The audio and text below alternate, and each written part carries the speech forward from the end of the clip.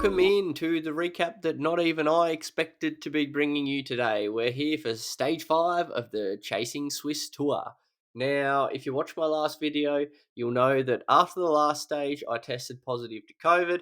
I just didn't quite feel myself in that stage. I was quite sweaty, heart rate slightly elevated, and I was joking about it earlier in the week because it had been going around lately. But with 40 hours between slot 1 and slot 4, from stage 4 into stage 5, I actually had the longest sleep that I've had since I've actually probably bought my house like 5 years ago. So I slept in till about 8 a.m. today. Had a day off the bike yesterday, and I thought I'd jump on the bike and see how the legs felt. And the legs felt amazing when I joined Genie to start my ride. So I thought I'd sign up to the event and see how we felt. I knew the field was pretty light on, so I thought that I could probably salvage the GC. So without further ado, let's get into the action today. So we are on the Three Sisters reverse course. It's basically centered around that radio tower and epic reverse combo, and then you head down. Now, the time trial bikes are all the rage in this series now on these hilly routes, and today I knew that I'd probably be switching. Before the Volcano, 193 watts average, so it's an absolute snooze fest so far. Up the Volcano was very easy. I think about 7 minutes 40. Yeah. So again, like heart rate's 150, like at a kick there. And now by the time we're heading into the climb, the average power is back down to 197. So the first 25 minutes has probably been easier than the ride I was doing before I jumped into the event, to be honest. So now, GC eligible riders here, Caleb Carl, who stops at the start of the Epic to change his wheels. And when I see him doing that, then given that like I don't really want to exert myself or extend myself too much today, I just kind of get on the front and ride a steady tempo to start with, and see what's going to happen, and then settle into what I feel is comfortable. Now, keeping in the back of my mind here that even if I do a TT bike switch, I kind of want to take the last 20k pretty easily. And knowing that Caleb might be able to ride that second half faster, I want to get a little bit of a gap before I do that as a bit of a head start so I can kind of cruise in. Now, I'm heading up the Epic KOM at about 5.4 watts a kilo. I'm kind of capping my max heart rate at 160 today. As you can see there, it's always in the 150s. And we are now on top of the radio tower. Quick bike change onto the TT bike. I know it's upgrade Ks that I'm missing out on, but I think it's for the best today, given that I just kind of want to get through and take my GC into the final stage with maybe an option to have a crack at it.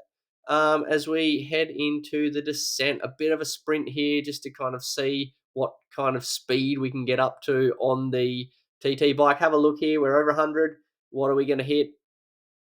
It's pretty, haven't seen these speeds for a while. So I think we get up to about 115 Ks an hour here, which is not bad going. And from here, I think I've got about a 3-minute gap, so I can really just switch off the gas here with 20k to go and really conserve. Now, this period on this shallow descent, you can never ride at these speeds on a road bike. So I'm sitting here doing absolutely nothing on this bike, just absolutely cruising, nearly 80k an hour. Again, I'm in the camp that we don't want TT bikes going forward in this series. It's like for someone like me, I get to the top of the hills almost on my own all the time. It's just an advantage. It's too much. It's silly. You ride like 10% faster than if you're not on it from there. But anyway, we cruise along. Stage 6, I will remind you, is Ven 10. TT, the only stage where TT bikes won't be used, ironically, as we do a little kick up to get some speed. I'm having fun. The average power is 250, so it's a pretty cruisy hour here. And we are going to go in a really good spot to hopefully stay on the podium on the GC, even if I ride a bit conservatively. But if the body feels okay, which it does, and I did feel pretty good today, there's an option that I might have a crack at it depending what happens. But the Rainbow Chasers are in a good spot.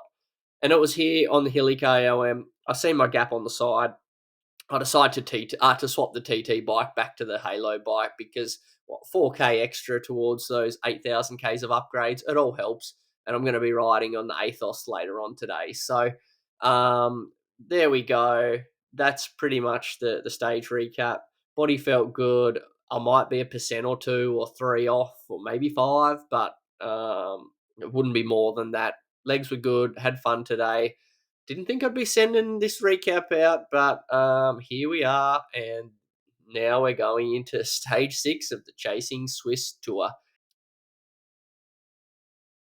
As we come across the line, I'll show you my little graph. You can see by the graph it was a pretty contained one today. Little power curve here. Before the Zwift power results come up, I'm not even going to make comment on them, but there they are. 3.8 average, so that's pretty contained for me. Now the GC standings, Ruben and I, a bit of a gap over Adrian and Jonas heading into that TT.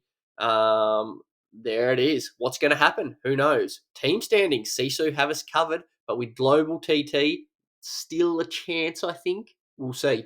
Catch you all stage 6. See ya.